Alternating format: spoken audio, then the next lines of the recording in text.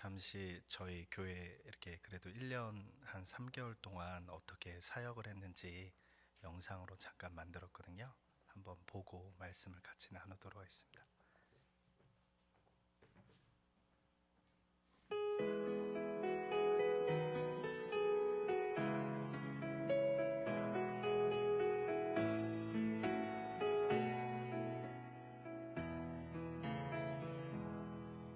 Von guten Mächten treu und still umgeben, behütet und getröstet wunderbar. So will ich diese Tage mit euch leben und mit euch gehen in ein neues Jahr. Von guten Mächten wunderbar geborgen, erwarten wir getrost, was kommen mag. Gott ist mit uns am Abend und am Morgen und ganz gewiss an jedem neuen Tag. Noch will das Alte unsere Herzen quälen, noch drückt uns böser Tage schwere Last. Ach Herr, gib unseren aufgescheuchten Seelen das Heil, für das du uns bereitet hast. Von guten Mächten wunderbar geborgen, erwarten wir getrost, was kommen mag. Gott ist mit uns am Abend und am Morgen und ganz gewiss an jedem neuen Tag. Lass warm und still die Kerzen heute flammen, die du in unsere Dunkelheit gebracht. Für wenn es sein kann, wieder uns zusammen.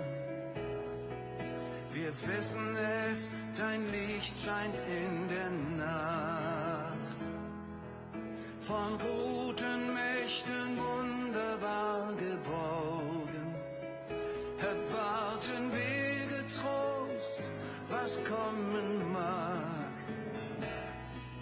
Gott ist mit uns am Abend und am Morgen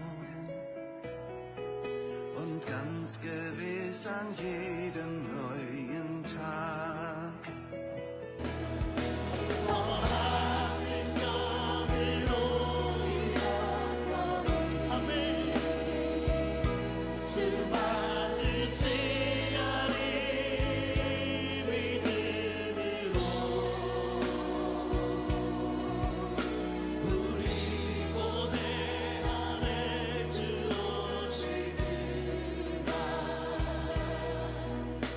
영광을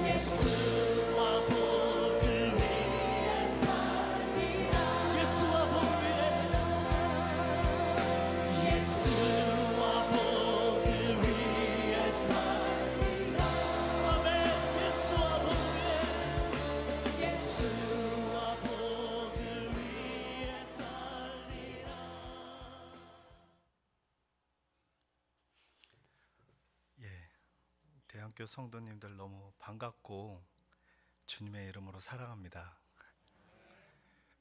공식적인 자리에 이렇게 여러분을 뵙게 된 게 한 2년 만인 것 같아요. 예, 사실 이 자리에 이렇게 다시 설 거라고 생각을 못해서 어디서부터 어떻게 이렇게 전달을 해야 될까 고민을 참 많이 하고 어떻게 말씀을 전해야 될까도 고민이 많이 되더라고요. 저희 교회 이름은 예금온 교회입니다. 예수 그리스도의 몸으로서 우리가 온전히 세워지길 바라는 마음에서 그렇게 교회 이름을 줬어요.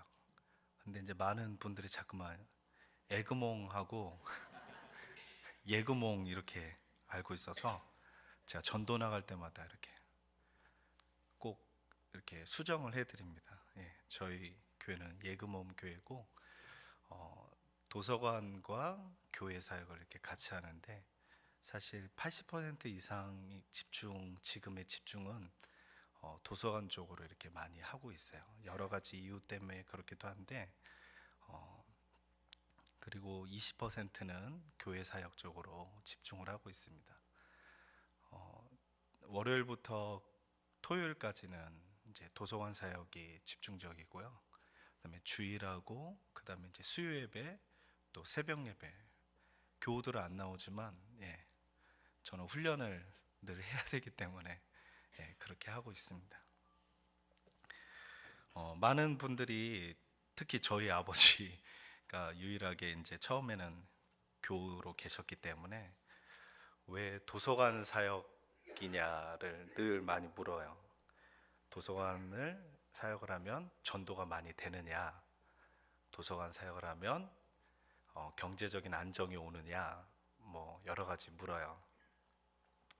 제가 나중에 이따가 왜 도서관 사역과 함께 하는지에 대해서 구체적으로 이렇게 말씀을 드리도록 하겠습니다. 지금은 조금 무거울 수도 있는데 저한테는 이것이 굉장히 중요했기 때문에 제가 여러분하고 좀 말씀을 나누기 원하는데 제가 하나님의 나라와 영적 싸움에 대해서 같이 한번 나눠보기 원해요. 사실 성경의 핵심적인 진짜 키워드라고 하면은 하나님의 나라거든요. 근데 많이 우리가 놓치고 이렇게 잊어버릴 때가 많은데 보통 사람들이 이제 하나님 나라 하면 이렇게 천국을 많이 이제 천국이죠. 근데 그 천국이 죽어서 가는 곳으로 많이 생각을 합니다. 그래서 보면 성경에서는 그 하나님의 나라를 구체적으로 구약 내내 이야기해주고 예수 그리스도께서도 정말 하나님의 나라가 가까이 왔다, 천국이 가까이 왔다 하면서 천국 복음을 그렇게 많이 전하시는데 많은 분들은 죽어서 사후에 가는 곳으로만 이제 많이 생각을 하시더라고요. 근데 여러분 같은 경우는 이제 어성경에 읽어진 애를 통해서 충분히 이렇게 많이 배우셨고 또 깨달았을 줄 믿습니다.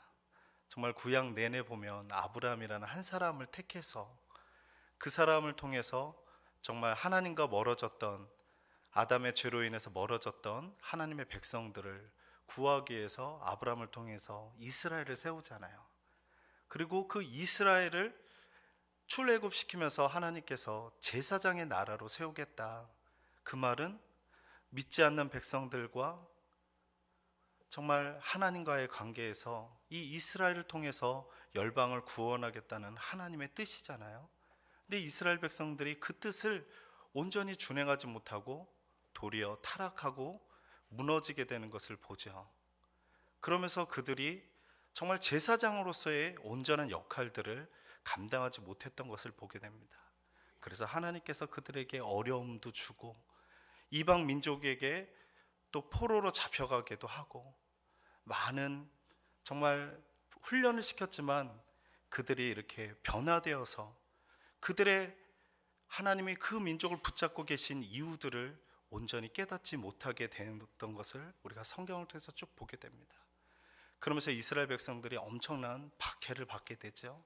나라를 잃고 또 로마에서 그 많은 사람들이 박해를 받습니다. 근데 그러고 예수 그리스도께서 오셔서 계속 하나님의 나라에 대해서 설명을 하셨어요. 하나님의 나라가 어떤 곳인가? 그러면 많은 사람들이 물어요. 하나님의 나라는 어떤 곳인가? 근데 주님께서 늘 자기의 사역을 통해서 그 하나님 나라를 보여주셨습니다. 아주 엑기스적으로 잘 정리해 놓은 것이 바로 누가복음 4장 18절에 있습니다.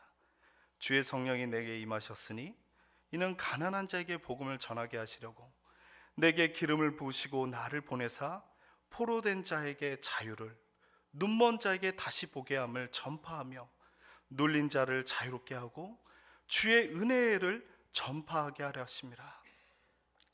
사단에게 눌리고 귀신들에게 눌리고 영적으로 억압받고 핍박받는 그 사람들에게 예수 그리스도께서 하나님의 나라가 오게 되면은 너희가 어떻게 자유롭게 되는지에 대해서 주님께서는 친히 병을 고치시고 또 설교하시고 귀신을 내어 쫓으시고 수많은 사역들을 통해서 하나님의 나라가 어떤 나라인지를 보여주셨거든요. 그런데 많이들 그 부분에 대해서 이렇게 우리가 놓치게 될 때가 많아요. 그러면서 하나님께서 정말 구체적으로 하나님 나라가 무엇인지를 베드로를 통해서 깨닫게 해주셨습니다. 2장 9절에 보면, 그 베드로전서 2장 9절에 보면, 그러나 너희는 택하신 족속이요 왕같은 제사장들이요 거룩한 나라요 그의 소유가 된 백성이니 이는 너희를 어두운 데서 불러내어 그의 기이한 빛에 들어가게 하신 이의 아름다운 덕을 선포하려 하심이라.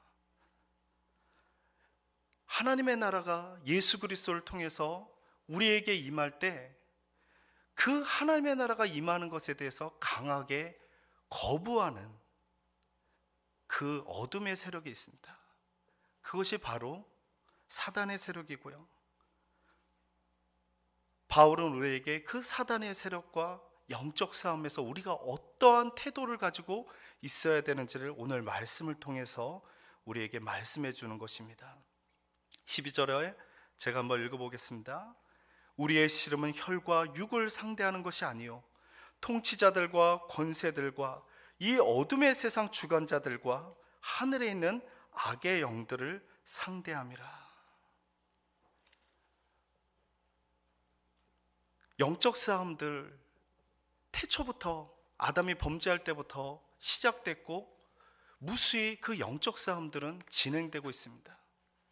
그런데 이 영적 싸움이 이전의 싸움들과 오늘날 싸움들이, 특히 우리 한국의 상황에서 싸움들이 참 다른 모습을 보게 돼요. 예전에 우리가 이렇게 떠올리면 영적 싸움하면 로마의 박해, 그리스도인을 어마어마하게 박해하는 것들, 우리 일제시대에 주기철 목사님이나 손양원 목사님이나 너무나도 예수 그리스도로 말미암아 많은 박해를 받았죠. 그리고 오늘날도 모슬렘 땅에 이슬람으로 인해서 많이 박해를 받습니다. 그런데 그렇게 직접적으로 박해를 받는 사람들 뿐만 아니라 오늘날은 아주 새로운 영적 도전들과 영적 핍박이라고 표현하기는 그렇지만 더 강력한 공격들을 사실 받고 있어요. 여러분 뭐라고 생각하십니까? 특히 우리 다음 세대들을 볼 때 옛날과는 뭔가 좀 다른 모습들을 참 많이 보게 됩니다. 우리가 개발하고 우리가 발명한 너무나도 대단한 스마트폰이나 인공 로봇이나 이런 것들이요, 도리어 우리의 아이들에게 어떤 영향을 미치냐면 아예 하나님을 인지하고자 관심조차 갖지 않게 만들어버리는 거예요. 모리아 교수가 그 연구를 하면서 어떤 연구 발표를 했냐면 스마트폰에 일주일에 3, 4회 이상 하루에 1시간씩 1학년부터 6학년까지 6년간 매일을 그렇게 3, 4일 이상을 하면 전두엽의 능력이 파괴되어 가지고 학습 능력은 고사하고 사고할 수 있는 능력이 안 된다는 거예요.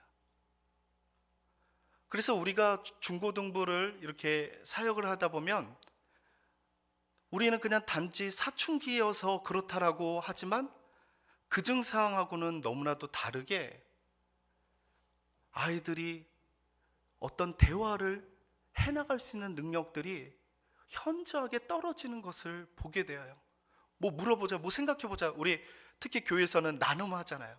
뭐 한번 생각해봐 그러면 대부분 대화가 몰라요. 그런 생각 없는데요. 거의 대화가 그래요. 아, 이게 사춘기여서 그런가 보다라고 생각하는데 사실은 그렇지가 않는 거예요. 제가 도서관 사역하면서 저희 동네는 광주라 맞벌이층이 굉장히 많아요. 그 맞벌이층이 굉장히 많은데 그러다 보니까 아이들에게 안전 차원에서 핸드폰을 사주는데 이왕 사주는 거 스마트폰을 사줘요. 근데 아이들이 온통 그걸로 하루 종일 하다 보니까 상태는 굉장히 심각한 거예요. 심각한 정도가 아니라 굉장히 심각한 거예요. 그 속에 아이들이 하나님을 인지하는 능력조차도 그냥 상실되어 버리는 사실 그런 시대에 있거든요. 근데 인공지능 로봇이 나오거나 이런 걸 할 때는 더 우리가 예상할 수 없는, 상상할 수 없는 세계가 펼쳐집니다. 사실 기독교인에게 있어서는 엄청난 도전이죠. 과연 이 다음 세대가 신앙을 이어갈 수 있을까?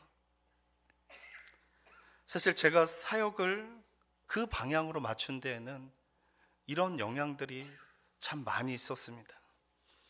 그러나 제가 개척을 하게 된 경위는 사실 이런 바램이나 이런 것보다는 제가 원해서 개척했다기보다는 개척할 수밖에 없는 상황에서 개척을 하게 되었어요.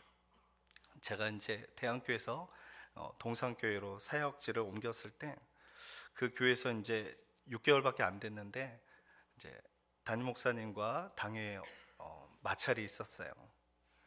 그 교회가 한 20억 정도 빚이 있었는데 1년에 이자만 1억 가까이를 이렇게 갚아 나가야 되니까 교회가 굉장히 많이 어려웠었어요. 근데 담임 목사님 입장에서는 그 당회 입장에서는 담임 목사님이 계속 사역을 할 때 이것을 갚지 못하겠다라는 판단 아래 나가기를 원하셨고 그 담임 목사님 본인이 그렇게 건축을 하면서 한 게 아니기 때문에 그 전 목사님이 해놓으신 거기 때문에 잘못한 게 없으니까 나갈 수 없다. 이런 와중에 제가 이렇게 이제 먼저 나가도록 요청을 해서 나오게 됐어요. 근데 사실 그런 인도하심이 아니었다면 저는 사실 용기가 안 나서 개척을 이렇게 못 시작했을 것 같아요. 근데 상황이 딱 그렇게 하니까 길이 하나밖에 없으니까 그냥 개척이 바로 생각이 들더라고요.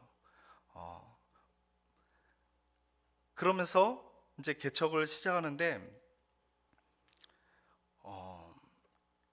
쭉 마음속에 품고 있었던 이런 방향에 대해서 그러면은 실천을 해보자 해서 그렇게 실천을 하게 되었습니다. 근데 이제 개척을 이렇게 준비하면서 기도하면서 하나님이 또 저에게 이렇게 주신 도전이 있었어요. 무엇이었냐면 사실은 제가 이제 그 교회에서 이렇게 나올 때 그런 여러 과정 중에 젊은 부부들이 되게 상처를 많이 받고 함께 개척할 때 이렇게 같이 했으면 좋겠다라는 이야기들을 이렇게 했어요. 그래서 인간적인 마음에 그러면 편하잖아요. 그래서 그렇게 생각을 했어요. 근데 하나님이 저에게 주신 도전이 무엇이었냐면 너가 그 사람들을 데리고 나오면 너가 나중에 너 목회의 올무가 될 거다. 그 사람들을 데리고 나오지 말고 또 너가 어디에 가서도 내가 친히 보내주는 사람 외에는 어떤 도움을 청하지 말라고. 그 도전이 왔을 때 처음에는 이렇게 넘겼는데 제가 어느 이제 그 개척 공사하면서 이렇게 한 교회 한 교회를 탐방하게 되었어요. 제가 존경하는 어떤 목사님이 이제 그 애가 은퇴였는데 저에게 그 당부를 해주시더라고요. 그래서 아 이게 하나님의 뜻인가 보다 하고서 그렇게 그만 하기로 했어요. 그렇게 하기로 결단하는데 뭐 믿음의 동기도 있지만 인간적인 얄팍한 생각에 그러면 하나님이 빨리 부흥시켜 주시지 않을까라는 인간적인 얄팍한 생각도 있었어요. 근데 저는 그게 하나님이 저를 철저하게 훈련시키기 위해서 그렇게 하셨구나를 나중에 깨닫게 되더라고요. 그러고서 이제 개척을 이렇게 했어요. 처음에는 그렇게 두렵지 않았어요. 그 이유는 이제 개척 예배 때 이렇게 그래도 헌금이 이렇게 들어와서 몇 개월은 이렇게 버틸 수 있겠구나 생각하고 그 몇 개월 버티면은 조금 이렇게 되지 않을 모이고 이렇게 하지 않을까라는 생각을 이렇게 했죠. 근데 하나님께서 그 돈을 그리고 제가 그 생각이 되게 짧았던 게 뭐 월세만 생각했지 뭐 삶은 이렇게 생활비나 뭐 여러 가지가 다 들어가지 않습니까? 전혀 그런 생각 없이 그냥 월세만 생각한 거예요. 근데 3개월이니까 다 끝나더라고요. 그래서 이거 어떻게 해야 되나 이런 이제 막막함이 있었어요. 근데 이제 어떤 사모님이 저에게 그 졸업식 날 꽃을 팔면 이렇게 수입이 굉장히 괜찮다고 그러면서 그래서 이제 저희 아내가 손재주가 좋으니까 만들어서 팔아야 되겠다 하고서 제가 여기서 이제 열심히 또 졸업식 날 이렇게 다니면서 꽃을 팔았어요. 이렇게 강동구도 여러 차례 오고 용인까지 이렇게 해갖고 쭉 대학도 막 근데 제가 그때 이제 깨달은 게 뭐냐면 장사는 안 해본 사람이 함부로 덤비면 망하는 게 장사구나를 저는 뭐 하나님의 은혜로 망하지는 않았어요. 생각보다 남았어요. 문제는 이제 꽃이 남았어요. 꽃이. 그래서 이제 창고에서 지금도 이제 창고에서 이렇게 꺼내올 때마다 꽃이 있어가지고 징그럽게 저를 웃는 그 꽃을 보면서 많이 이렇게 생각이 드는데 어쨌든 그랬어요. 이제 그런 것들이 다 하고 뭐 나중에는 이제 뭐 아들 뭐 딸 이렇게 미안하지만 말은 못했지만 어쨌든 돌 반지 뭐 이렇게 다 팔고 어떻게든 이렇게 하면서 다 비워지니까 그때서야 이제 전심으로 하나님 앞에 기도를 하게 되는 거더라고요. 사람이 뭔가 이렇게 의지하고 있는 것이 있으면 그렇게 하나님 앞에 잘 매달리지 않아요. 근데 다 비워지면 하나님밖에 바라볼 수가 없는 것이죠. 그래서 이제 하나님 앞에 이렇게 기도하고 또 뭐 정말 회의가 드는 것이죠. 과연 이 사역의 방향이 맞는 것입니까? 하나님, 제가 그냥 헛다리 짚은 건 아닙니까? 그렇게 하나님 앞에 이제 기도하는 중에 하나님이 저에게 이런 응답을 주셨어요. 우리나라가 5,000년의 역사라고 하는데 수많은 것을 겪으면서도 한민족으로서 이렇게 버틸 수 있었던 건 교육이라는 거예요. 교육이라면 어느 부모도 내 자녀만큼 잘 키우려고 몸부림을 친다는 거예요. 교육에 미래가 있다고 저한테 그런 도전을 주시더라고요. 그럼에도 불구하고 사실 제 안에 어떤 영적인 더 큰 정말 제 마음이 뜨겁게 타오르는 어떤 도전들이 사실 필요했어요. 저 자신에게. 그 힘이 아니고는 감당할 수 없으니까. 그냥 고난만 받았다 해서 사람이 영적으로 강건해지는 건 아니거든요. 그런 속에 제가 이렇게 어떻게 어떤 선교단체를 통해 많은 선교사님들을 만나게 되고 선교사님들의 이야기를 듣게 되었어요. 정말 세계 열방이 우리가 이 땅에서만 사니까 모르고 있을 때가 많은데 세계 열방이 열리고 있거든요. 우린 뉴스로 그냥 모슬렘 땅의 수많은 전쟁, 이란, 이라크, 그냥 수없는 전쟁, 이슬람의 확대 뭐 이런 것만 이렇게 보지만 그리고 IS의 그 잔혹함들을 보지만 그 뒤에 역사하고 계시는 하나님에 대해서는 못 볼 때가 참 많이 있거든요. 근데 지금 여러분 아십니까? 전 세계에서 가장 복음화가 강하게 일어나고 있는 나라가 어느 나라인지 아십니까? 바로 이란이에요. 2초에 한 명씩, 비공개 통계지만 2초에 한 명씩 전도가 된다는 거예요. 모슬렘 땅에 IS의 그 잔혹함으로 인해서 자기들이 믿는 그 알라에 대해서 회의를 느끼는 거예요. 그러나 기독교는 원수까지도 사랑하는 가르침을 가르치잖아요. 그런데 순위파, 시아파 그냥 뭔가 좀 다른 거로 무참하게 죽이는 거예요. 근데 그렇게 죽이도록 꿀안에 나오니까 자기가 믿는 알라에 대해서 회의를 갖게 되는 거죠. 근데 그렇게 복음을 전하는 수많은 선교사님들이, 목숨을 건 선교사님들이 있다는 것을 제가 알고 너무나도 사실 부끄러웠어요. 야, 나는 나의 안위만을 위해서 그냥 빨리 좀 부흥해서 내가 드러나기를 원하는 그런 마음으로 있는데, 어떤 사람은 정말 목숨을 다해서 복음을 전하는구나. 참 많이 이렇게 회개가 되었어요. 그리고 파키스탄에 샤바티 장관이라는 분이 계신데요, 파키스탄에서 유일하게 크리스찬 장관이에요. 몇 년 전에 온누리교회도 오셔서 간증하시고 그랬어요. CTS인가 방송에도 나오시고. 근데 그분이 40 후반이 되었는데 장가를 안 가요. 왜 장가를 안 가냐 그러니까, 내가 유일한 크리스찬이고 한데 난 언제 죽을지 모른다고. 나는 언제 죽을지 모르기 때문에 내 가정을 꾸릴 수가 없다고. 그리고 내가 내 가정이 있으면 두려워서 복음을 전하지 못한다고. 근데 그분이 몇 해 전에 테러로 돌아가셨어요. 한국 교회에 부탁을 많이 했거든요. 우리나라를 위해서 기도해 달라고. 근데 지금 파키스탄도 어마어마하게 복음을, 엄청 부흥의 역사가 일어나고 있습니다.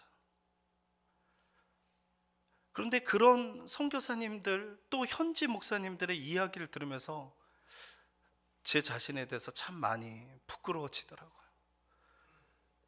이란의 그 현지 목사님이 고백하는데 자기가 3대 목사라는 거예요. 3대 목사. 근데 1대, 2대 목사님들이 다 순교하셨어요. 그러니까 거기에서 담임 목사님이 된다는 건 순교를 각오해야 된다는 거예요. 근데 저한테는 그런 희생의 마음도 없고 헌신하려고 하는 마음도 없고, 그런 부분들이 참 많이 부끄러웠어요. 그러면서 이제 영적인 그 순례 여정에 이제 용기를 갖고 이렇게 동참하는데, 그래도 현실의 문제는 현실의 문제더라고요. 이렇게 그 월세 낼 때쯤 이렇게 주인 보기가 민망하고, 이렇게 주인이 그렇게 무섭게 느껴진 적이 없고, 뭐 하여튼 이런 속에 하나님이 저에게 주신 도전은, 너의 경제관념 속에, 세상의 경제관념으로 지배해 있는 네 경제관념 속에 너는 세상의 경제관념으로 목회하지 말라는 거예요. 그래도 뭐 이렇게 늘 월세 이렇게 다가오는 그 때는 늘 긴장이 되는 거예요. 이렇게 뭐 하나님이 미리 이렇게 탁 주시고 기다리도록 하는 게 아니잖아요. 막 저는 그렇게 롤러코스터를 타는 걸 좋아하지 않는데, 하나님은 꼭 아슬아슬하게 이렇게 역사를 하시니까 마음이 너무 졸이고 힘든 거예요. 이렇게 그것도 뭐 한두 번 타야 재밌는 거지, 매월 타면 이게 재미없거든요. 막 짜증나거든요. 막. 근데 진짜 정말 말하기 힘들 정도의 역사들이 일어나요. 어느 날은 진짜 돈이 너무나도 없어서, 그런데 제가 사실 믿음이 없어가지고 너무 안 되게 있어서 이렇게 아버지한테 자존심 다 내려놓고 이렇게 100만 원을 이렇게 꾸은 적이 있거든요. 그래서 이제 보통 이제 마지막 주 이렇게 끝나고서 주는데, 그 제 아내가 이렇게 누구로부터 이렇게 100만 원이 왔다는 거예요. 그래서 누구로부터 왔냐 그러니까, 그 이모네 유치원 선생님이 자기가 개척교회에 이렇게 헌금하고 있어서 목적업을 1년 동안 쭉 했다는 거예요. 그런데 우리 교회에 뭐 여러 가지 사역의 방향과 이야기를 듣고 이렇게 어머니 통해서 전해줬다는 거예요. 아니, 빨리 좀 주면 좋은데 주일날 아침 뭐 이렇게 미리 뭐 그런 거나, 어느 날은 유치원 원장님이, 저희 주화 원장님이 자기 딸 첫 취업을 하고 첫 월급을 저희 개척교회에 주고 싶다고 저한테 전화 연락해서 좀 한번 오시라고 이렇게 할 동안 말할 수 없는 방식으로 하나님께서 역사하셨어요. 그리고 또 저희 모르겠어요. 아이들이 학원에서 그렇게 요청할지는 모르겠는데 저희 도서관에서 배우는 아이들은 그렇게 다 배고파해요. 막 뭐 맨날 뭐 달라고, 뭐 이렇게 먹을 거 없냐고. 우리도 없는데 뭐 돈 주고 사줄 수가 없잖아요. 뭐 어떻게. 그리고 또 옆에 교회 경로당이 있는데 이렇게 어려우신 분들이 많아요. 보험을 이렇게 적게 내기 위해서 자녀들이 돌보는 것처럼 하고 거의 혼자 사시는 분이 많거든요. 도와주고 싶어도 도와줄 수가 없는 거예요. 근데 하나님께서 푸드뱅크 하시는 목사님을 만나게 하신 거예요. 근데 그 목사님이 제가 저희 교회 예전에 동산교회 상황을 다 아셔요. 너무 잘. 근데 젊은 목사가 개척해서 수고한다고 음식을 어마어마하게 주세요. 뭐 감당할 수 없을 정도. 그래서 다 상당 부분은 다 경로당에 다 드리고 이제 아이들 올 때마다 간식을 풍요롭게 주고. 진짜 하나님이 돈만 안 주셨지 필요한 거는 그때그때 다 주셨어요. 왜 안 주셨을까? 돈이 이게 매력이 있거든요. 돈은 내가 쓰고 싶은 대로 다 쓸 수 있잖아요. 되게 의지하게 되어요. 이렇게 굉장히 이렇게 의지할 만한 친구더라고요. 뭐 몰랐는데 이렇게 굉장히 의지할 만한 친구인데 하나님이 그런 경제관념을 이렇게 많이 흐트러 놓으시고 세상적인 경제관념이 아닌 정말 하나님께서 운행하시고 이끄신다는 것을 참 많이 하나님이 보여주셨어요. 저희가 설교를 아브라함서부터 정말 지금 출애굽까지 쭉 하는데 정말 매주 설교한 그 내용들이 그 주에 역사될 때가 참 많았어요. 그걸 보면서 이제 그런 생각이 들죠.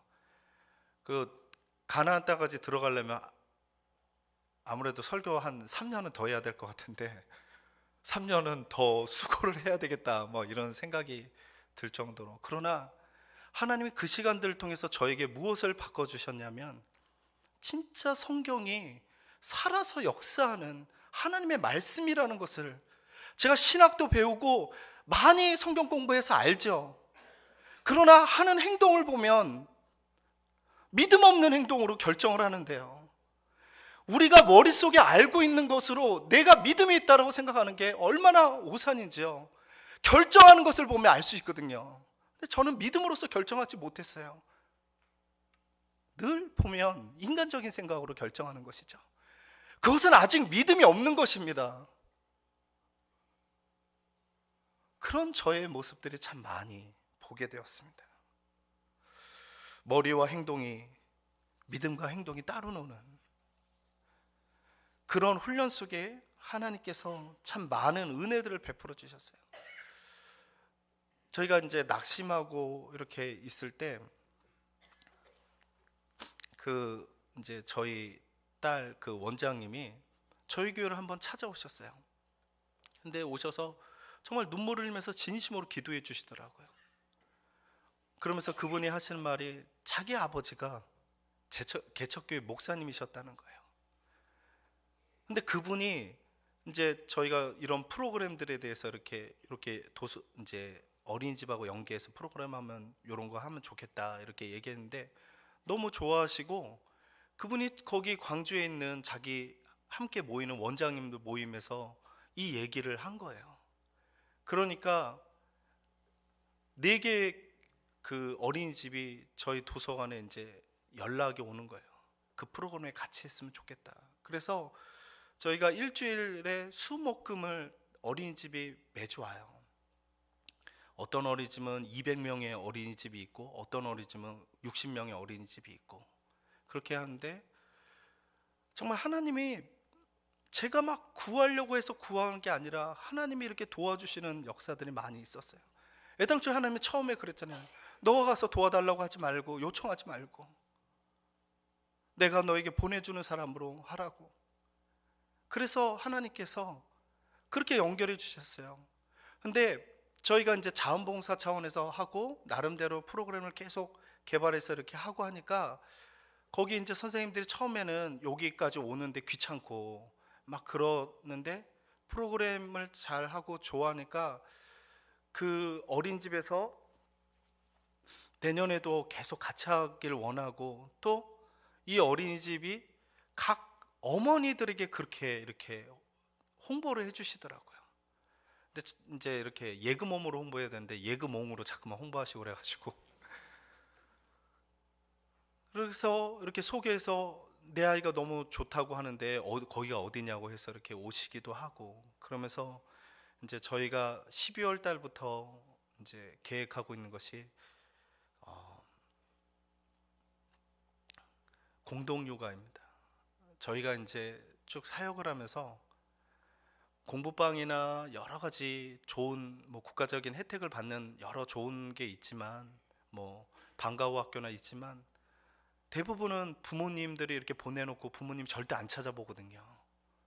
그러니까 그것으로는 부모님을 안 만나고서는, 아시잖아요. 아이들 혼자 교회 잘 오지 않는 거 아시잖아요. 부모님을 만나야만 뭔가 복음을 전하고 이렇게 하는데, 그래서 부모님을 어떻게 하든 만나는 방향으로 사역을 하다 보니까 사역이 사실 더뎌요. 저희가 생각한 것보다 더 더딘데, 또 하나님께서 놀랍게 또 역사해 주시는 것들을 이렇게 보게 돼요. 그리고 공동육아에 같이 하고 싶어하는 또 대기 분들이 이렇게 계시고, 그러면서 저희 도서관에 좀 믿지 않는 부모의 자녀들이 많이 오거든요. 근데 어떤 어머니 같은 경우에는 이제 자녀가 좀 이렇게 좀 핸드폰이나 이런 걸 많이 해갖고 정서적으로 좀 문제가 있는 아이긴 한데, 그 어머니가 친히 이렇게 아이 보러 너 교회 다녀보라고 이렇게 해서 오늘도 잘 나오고 이렇게 잘 나와요. 이 도서관 사역이 사실 교회 부흥으로서는 약간은 더딘 면이 있어요. 그리고 한 장소 안에서 예배도 드리고 뭐 하니까 이 장소의 협소함도 있어요. 그러나 학원에서 할 수 없는 부분들을 감당할 수 있고, 또 아까 이야기한 우리 교회가 품고 있었던 교육 선교의 비전들을 품었고 이렇게 해갈 수 있는 그런 좋은 발판이 되고 있어요. 그래서 사실 예금원 교회의 비전은 교육 선교입니다. 그냥 우리 교회의 교육 선교가 아니라, 저희가 개척하고서 1년 3개월인데 저희는 그러려고 그러지 않았는데 그렇게 여러분들이 개척할 때 이렇게 찾아오시더라고요. 오셔서 이렇게 최대한 도와드리는 거 이렇게 하고, 또 여러 교회들이 어떤 1년간의 프로그램들을 이렇게 할 때 저희가 어떻게 하든 성경하고 그 놀이와하고 함께 연결해서 이렇게 하는데 많이 관심 갖고 이렇게 또 배우러들 오세요. 저희가 생각한 방향이나 이런 것들을 뭐 그런 걸 다 짠 게 아닌데 하나님께서 이렇게 인도해 주시는 것들을 참 많이 보게 됩니다. 그러면서 또 이 작은 교회들은 혼자 설 수가 없는 면들이 사실 많이 있습니다. 뭐 경제적인 것뿐만 아니라 여러 가지. 근데 하나님께서 작은 교회들을 통해서 역사하시는 역사들이 있어요. 제가 서울 지역에서는 많이 못 봤지만 경기도나 광주 뭐 이런 지방에서는요, 작은 교회들의 연합이 많이 이루어져요. 우리가 그 전에 그 은빛 공동체 청년들이 이렇게 봉사하러 갈 때 사실 많은 도전을 받고 그랬는데, 그 음식을 만들어서 이렇게 한 교회가 이렇게 다 나눠주는 게 너무나도 버거워요. 재료도 그렇고 여러 가지로. 근데 보면은 용인의 여러 교회들, 광주나 이렇게 보면 같이 모여서 음식을 만들어요. 만들고는 다 그 음식을 가지고 가가지고 자기 교회 독거노인들을, 그러니까 지역의 독거노인들에게 나눠주는 거예요. 그러다 보니까 또 전도되어서 이렇게 오기도 하고 그런 연합활동이 되게 많아요. 왜냐하면 작은 교회들은 혼자 서기가 힘들기 때문에. 근데 하나님께서 깨닫게 해주신 것이 작다고 해서 하나님의 나라를 위해서 사용 못하는 게 아니라는 거, 돈이 없다고 해서 사용 못하는 게 아니라는 거, 진짜 하나님의 나라를 위해서 너가 하길 원하면 내가 만나 매출하기로 먹이겠다라는 거예요. 그게 하나님이 저에게 주신 도전이었어요. 그게 하나님이 저에게 주신 경제관이었어요. 그러나 인간적인 여전히 예전의 습성들이 지배적이죠. 그것을 끊어내는 게 너무나도 힘들죠. 그러나 그것을 끊어내지 않으면 목회는 더 힘들어지는 것이죠. 다가오는 세대는 더 감당하기 힘든 것이죠. 그렇게 하나님이 훈련을 하나하나씩 시켜가시더라고요. 그러면서도 여전히 저는 저 자신을 보면서 훈련되어 있지 않은 여러 부분들을 보면서 많이 부끄럽기도 하고, 또 솔직히 대안교회 사역했을 때 이렇게 돌이켜보면서 반성도 많이 해요. 영적으로 깨어있지 못한 모습들을. 그러나 하나님 앞에 감사한 거예요. 모든 과정들이 감사한 거예요. 다른 게 감사한 게 아니라 이 개척의 과정이 저한테는 하나님을 깊게 만나는 과정이어서 너무나도 감사한 거예요. 사실 그거보다 더 귀한 게 어디 있겠습니까? 다른 사람에게 복음을 전하고 정작 본인이 하나님을 온전히 못 만나면 그것처럼 불행한 게 없잖아요. 그렇게 하나님이 훈련을 저에게 시켜주시고 또 많은 정말 은혜들을 베풀어 주셨습니다. 제가 마지막 말씀을 맺기 원합니다. 교회가 세워진 목적은요, 하나님의 나라를 세우기 위해서 세워졌고요, 절대 교회 그 자체가 목적이 아닙니다.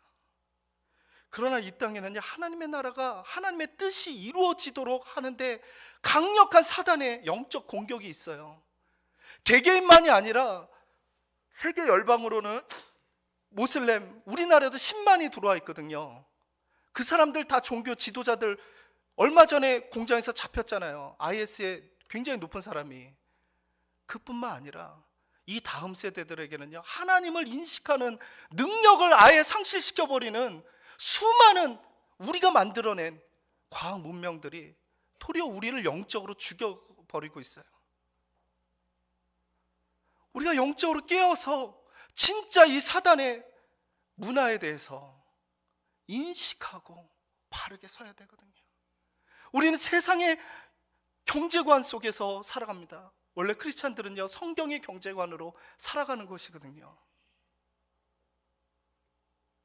우리는 다음 이 시대에 정말 복음이 우리 다음 세대에게 어떻게 전해져야 될 것인가에 대해서 깨어서 기도하지 않으면 무너질 수밖에 없는 것입니다. 그런데 우리가 정말 영적 싸움을 하기를 우리가 선포하고 나아갈 때 하나님의 놀라운 역사들을 일으키십니다. 저는 조지 밀러나 허디슨 테일러나 수많은 신앙인들이 책에서 고백할 때 왜 나에게는 그런 일이 안 일어날까? 왜 나에게는 그런 일이 안 일어날까? 그것을 예화로 들을 때도 속으로 진짜 일어나나? 그런데 어떤 특별한 사람에게 하나님이 능력을 주시는 게 아니더라고요. 기적을 보여주시는 게 아니더라고요. 하나님의 나라를 세워가길 원하고 영적 싸움을 정말 하기를 원하는 그 세대에게 하나님은 하나님의 능력을 보여주시더라고요. 그것을 우리가 함께 깨닫고 나아갈 수 있기 원합니다. 우리가 하나님의 나라를 위해서 우리 대한교회가 또한 우리 한국교회가 정말 사단의 영적 싸움들, 사단과 영적 싸움을 선포하고 하나님이 주시는 능력으로 이겨나갈 수 있기를 간절히 축원합니다. 우리가 마지막 때에 다 하나님 앞에 설 것입니다. 그때 내가 사단의 유혹에 넘어가지 않고 하나님을 바라본 것에 대해서 우리는 기뻐하게 될 것입니다. 오직 하나님만 바라보면서 나아갈 수 있길 주님의 이름으로 축원합니다. 사랑의 하나님, 하나님